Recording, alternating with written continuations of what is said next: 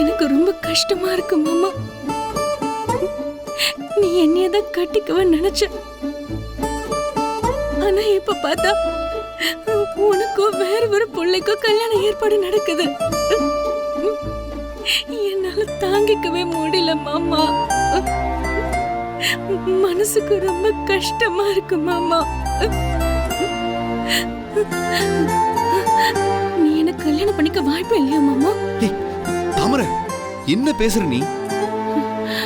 சத்தியமா சொல்றேன், நான் உன்னை கட்டிக்கணும்னு என்னைக்குமே நினைச்சதே இல்லை.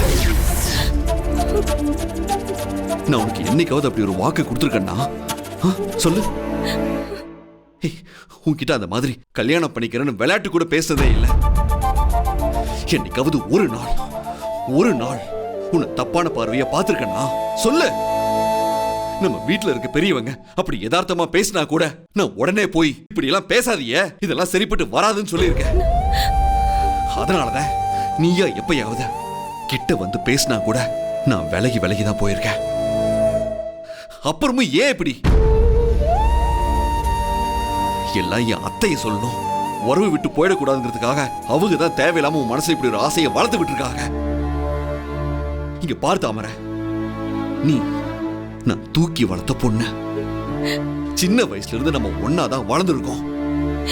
நான் கண்மணியும் சித்ராக்காவையும் எப்படி பாக்குறனோ அப்படிதான் உன்னையும் பாக்குறேன்.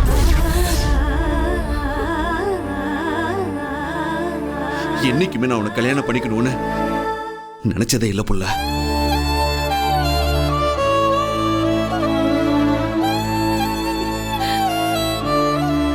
உன் மனசுல இப்படி ஒரு ஆசை வரத்துக்கு தெரியாம கூட நான் காரணமா இருந்திருந்தா தயவு செஞ்சு என்ன மன்னிச்சிட.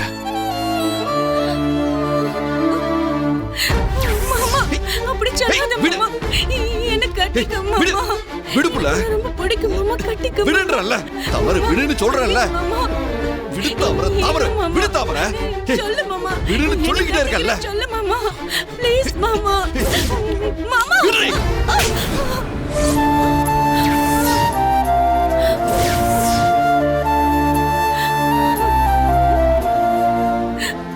வேண்டாம், இது நடக்காதுன்னு கிளிப்பிள்ளைக்கு சொல்ற மாதிரி சொல்லிக்கிட்டு இருக்க.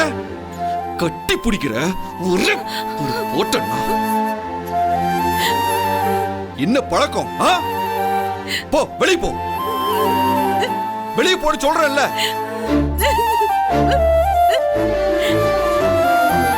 இவன் ஏன் தான் இப்படி பண்றாளோ?